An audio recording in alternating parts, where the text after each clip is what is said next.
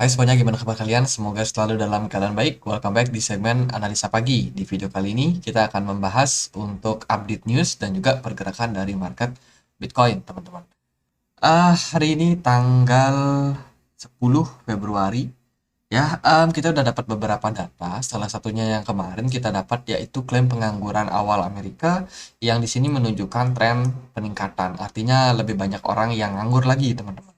Setelah sebelumnya di kisaran 183.000, sekarang naik ke 196.000, teman-teman. Dan ini tentunya berdampak terhadap melemahnya dolar.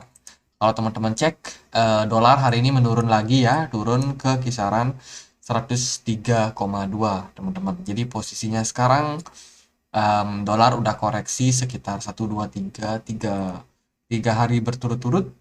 Ya, ini dalam fase koreksi. Dan untuk data hari ini kita akan dapat pembacaan PDB produk domestik bruto ya daripada Inggris. Di sini salah satu indikator juga yang bisa menunjukkan kepada kita apakah Inggris bakalan masuk resesi atau enggak ke depannya, teman-teman. Jadi ya ini akan sangat penting.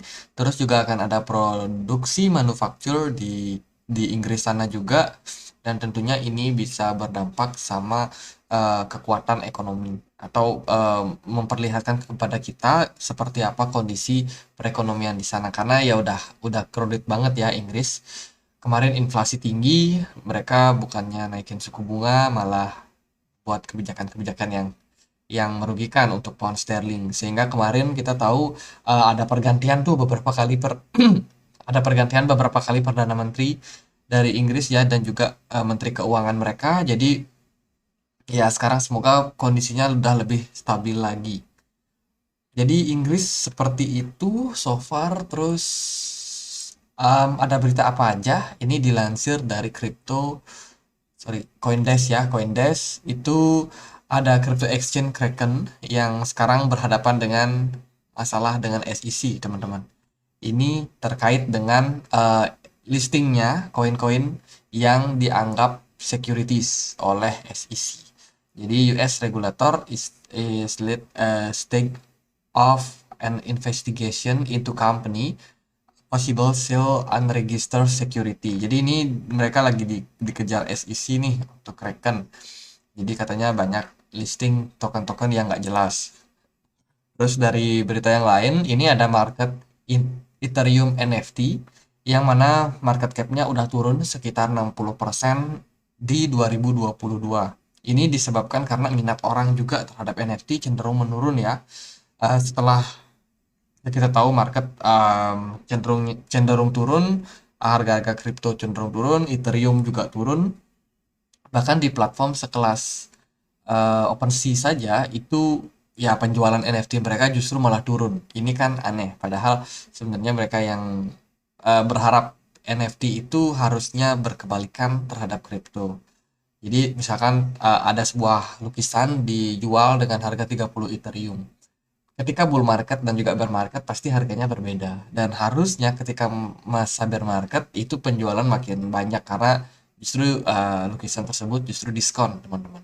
Tapi ternyata hal yang sebaliknya terjadi, ya justru kripto turun, minat orang sama kripto turun, dan NFT pun juga marketnya turun. Artinya apa? Artinya adalah hype yang terjadi kemarin, booming soal NFT, sekarang udah mulai hilang, dan orang-orang juga udah mulai aware, mulai paham bahwa sebenarnya tren yang berbasiskan NFT itu hanya tren sesaat, dan itu anget-anget, anget-anget tai ayam kalau orang bilang.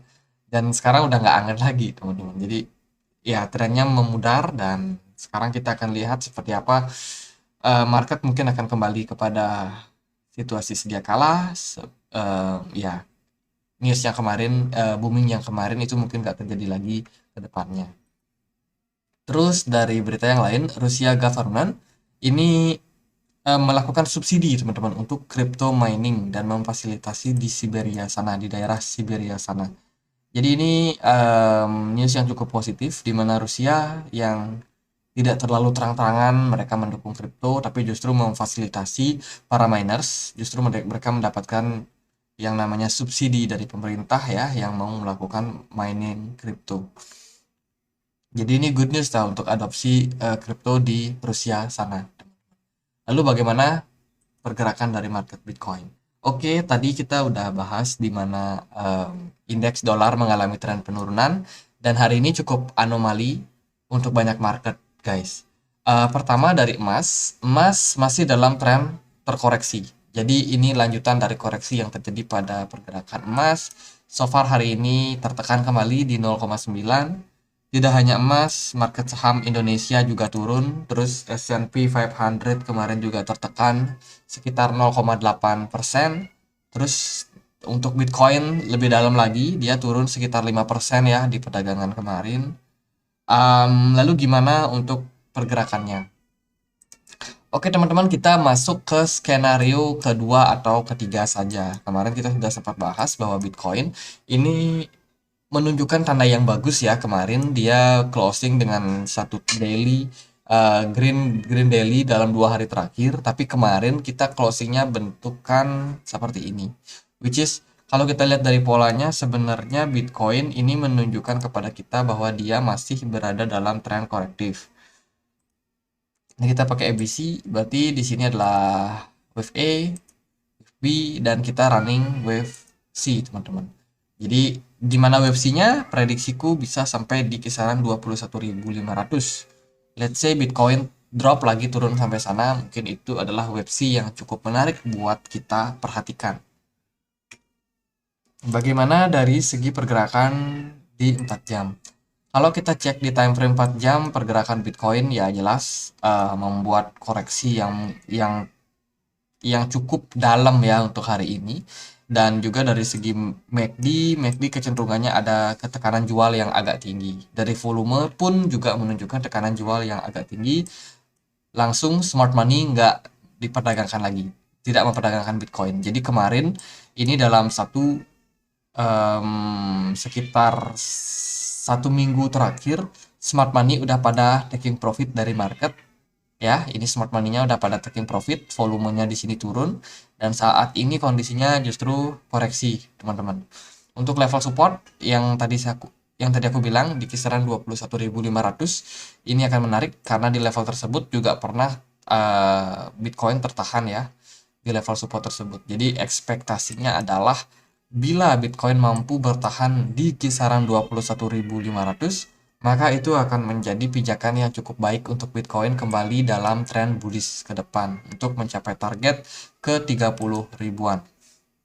Nah, tapi ada skenario lain juga di mana bila mana Bitcoin ke depannya ya kurang dapat momentum yang baik karena teman-teman di hari di bulan Maret ya, di bulan Maret itu bakalan ada obligasi dari Amerika yang expired. Mereka dikabarkan kesulitan dalam membayar hutang. Ini mungkin akan terjadi rekonstruksi ulang ya untuk obligasi mereka. Mungkin akan ada penerbitan obligasi baru, which is itu artinya cetak uang lagi. Amerika mungkin akan bayar obligasi mereka dengan cetak uang, dengan printing money. Nah, ini menyebabkan supply uang di market itu bisa jadi sangat banjir. Tentunya inflasi berpeluang untuk menguat kembali. Jadi ini ada sebuah anomali yang terjadi, teman-teman. Nah, pertanyaannya adalah apakah ketika suplai uang beredar lebih banyak lagi di market, ini membuat likuidasi banyak di market sehingga seperti awal Covid kemarin di mana Amerika Serikat melakukan kuantitatif easy. Jadi di mana ya supply uang makin lama makin banyak lagi di market sehingga itu bikin market ke-trigger naik. Market kripto ke-trigger naik kan di awal dari pandemi kemarin.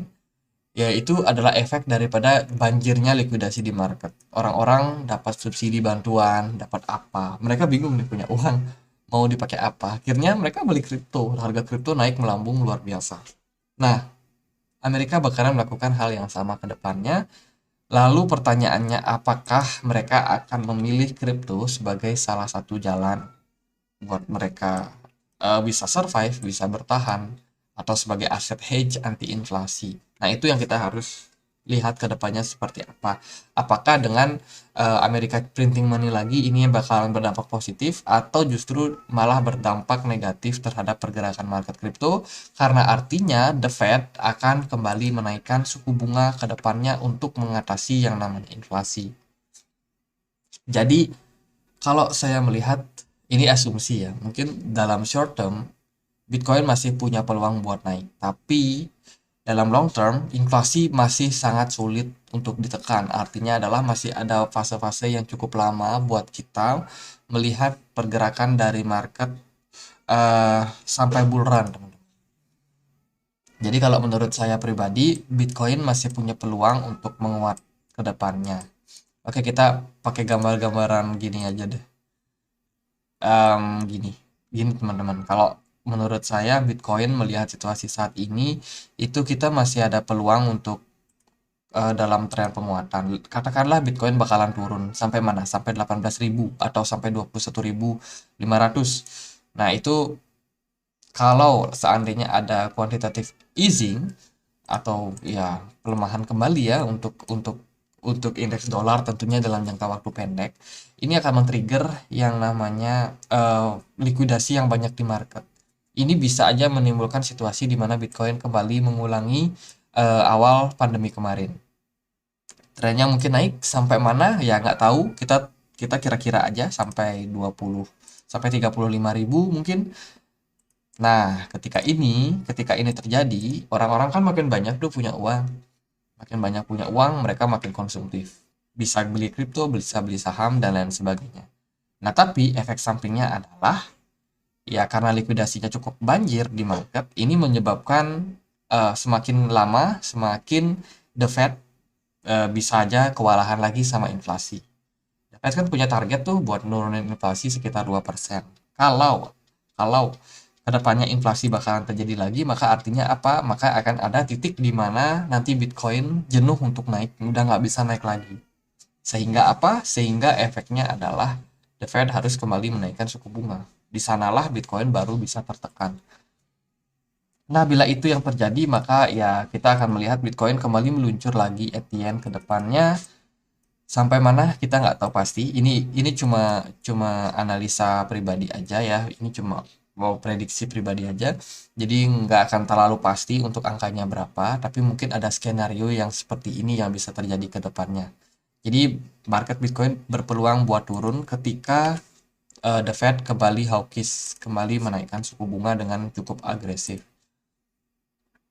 Ya itulah yang kiranya mungkin bisa terjadi pada market. Tapi semuanya kembali lagi ke market. Apakah benar seperti itu kita juga nggak pernah tahu. Itu cuma ya pendapat pribadi aja teman-teman.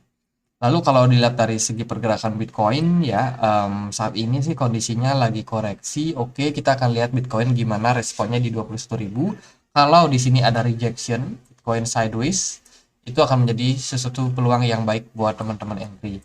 Tapi kalau Bitcoin justru drop, maka target berikutnya ya kita bisa lihat di support sini di kisaran 20.500. Dan kalau masih sama, tekanan jual masih tinggi, maka peluang Bitcoin bisa turun ke 18.700 akan terbuka lagi.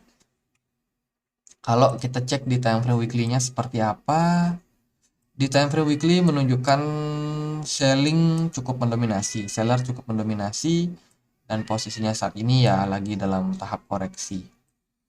Ya mungkin akan ada koreksi dulu setelah 1 bulan naik ya.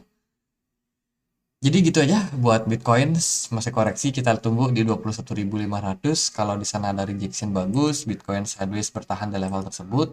Ya udah teman-teman yang mau cicil barang itu udah cukup ideal lah menurut aku pribadi. Kita tunggu retrace-nya naik sampai kisaran 22.900. Teman-teman mau jual ya silahkan jual. Dapatlah cuan-cuan dikit. Nah gitu aja, semoga bisa bermanfaat dan akhir kata saya Andri, makasih.